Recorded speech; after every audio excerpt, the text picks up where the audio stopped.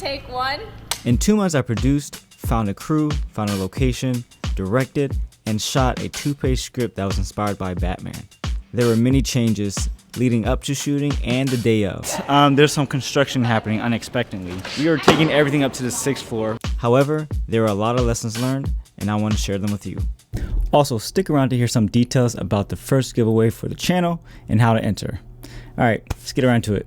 Welcome to Cine Dailies. And action.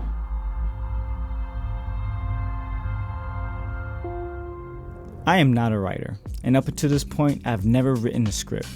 So after some quick Google searches and a lot of studio binder binging, one of the things I learned about is a log line, which is basically a summary of the story that you're trying to tell. A young vigilante, Bruce Wayne, is just starting to fight crime. Bruce finds himself following a thug into a warehouse, who might have some useful information about a crime boss that he's been tracking. So Bruce thought.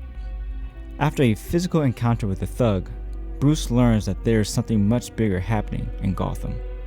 So this was a great brain exercise for me because I struggle putting thoughts on a page. Comment below if you struggle with this too. Even though I wanted to make this film as close to the new Batman as possible, finding an actor or cosplayer with a Robin Patterson suit really held up production. So I brought in my inspiration to all the Batman films that I know of, which led me to make Bruce be in a prototype Batman suit. This works because the Batman Year 2 didn't have a suit yet, as well as in The Dark Knight with Christian Bale with a prototype as well. You remember the ski mask, right? And yeah, sure, the suit that I kind of put together, this tactical looking suit, looks like a Deadpool meets Mortal Kombat, but you have to admit, the chest piece looks dope. Another form of inspiration that helped me write this story was listening to the right music. Now, I did listen to a lot of the score from the actual Batman film when they did release a few of the music pieces, but Artlist actually released their own Batman-inspired playlist, which I listened to a lot, and I found a few songs that I actually used in the film.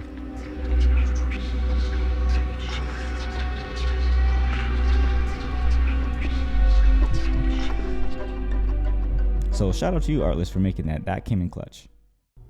Alright, so before we actually move on to the gear section, let's talk about a little bit of gear that we're going to give away. This is the Hollyland 300 Pro, a wireless transmitter, and all you have to do is make sure you subscribe, you like, and comment below if you had $10,000, what kind of short film would you make? And by the next video, I will pick the comment that wins this and send it to you. So good luck. Alright, let's get back to it. So the main challenge was lighting such a large space. I've never done it before and I already had a limited budget. What we did have was a 600D from Aperture, a 600X, a 300X, a Nova, and 1 or 2 Pavo tubes. And so that's what we had to work with lighting such a large space. Now, it was a great challenge because I've never done this before, and thank God I had such a great crew to kind of talk through these things as we had made this change from the 2nd floor to the 6th floor, which wasn't originally planned. We're finally getting ready to shoot. It's been a lot of like running around figuring out stuff. We had to change locations, but I have a great team with me, and they've been really helpful. And so that being said, my philosophy going into this was I wanted to light the area well enough where wherever the camera pointed, it looked good. It looked decent enough where we didn't have to change and move a lot of lights. I only wanted to move lights if the scene called for it, so like close-ups and stuff like that. But generally, most of the lights kind of stayed where they are, and we moved 1 or 2 lights. That way, it saves time, as well as it will be a little bit more consistent with each shot. So let me just quickly address the first few scenes that you see the thug coming into. Is a very much brighter scene that we don't normally associate with the later films of Batman, which is totally fine. I totally understand that. That this is what we had and that was available. This is pretty much the only space we can kind of shoot in because we didn't bring any extra lights, and I was kind of worried about everyone's time because this was like late night, 9-10 o'clock, so people have families and stuff.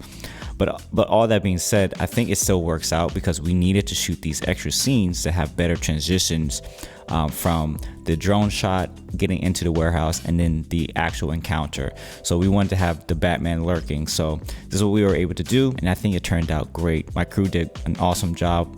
This was actually a collaborative thing where we say, hey, let's just meet together, shoot this real quick, because this will help the story move along a lot better. So let's quickly go over the gear that was used to shoot this. I used my beloved Cam E2-F6, that is the full frame camera, and the SLR Magic 133 anamorphic lens. This is a full frame anamorphic lens. Now the squeeze factor isn't a 2x squeeze like the custom anamorphic lenses by Ari that was used for the actual Batman film. However, these lenses have a lot of character, and on full frame they have all the distortion, flare, and kind of texture that you kind of look for in a 2x lens and a 133 lens. It's quite unique. Most of the shots were handheld or shorter rig, and I think the results turned out pretty nicely.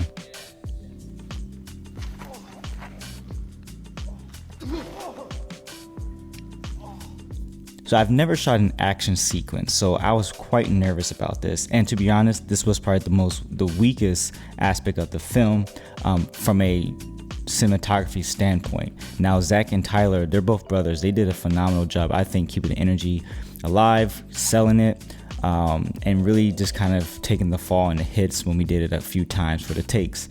Now for me, I had no real approach. I was kind of like deer in headlights. I was kind of figuring this out and walking through things as we were going. I did not have enough coverage for the shoot to at least make it a little more fast paced and intense.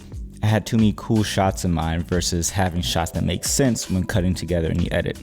So I'm totally taking that's the director standpoint, that's the cinematography standpoint, not on the edit or the actors involved. And rolling. Sorry, I'm so happy I did this project. This was a challenge on so many different levels, and this really helped me flex my creative muscle, my filmmaking skills, language, directing skills, everything. Big shout out to all of my friends and crew members that were part of this. You guys were fantastic. You made it fun. It was lighthearted. And we went through some creative issues, so definitely everybody had their input, which made it a lot better, and we all learned from this. This was a great time to come together and make something really fun. Now, those who are watching this, we've seen this whole process for the last few months. I hope this encourages you to do something, to make something, learn from my mistakes, obviously, put something out there that you really enjoy, and just have fun making it. I hope you follow this journey as more content like this comes to the channel. But as always, keep creating, have fun, and keep learning. All right, y'all, I'm out. That is a wrap. That was a lot of work, but fun. Everybody did a great job. Is that the bat? It's coming right here. It's a bat. That's what I'm talking about.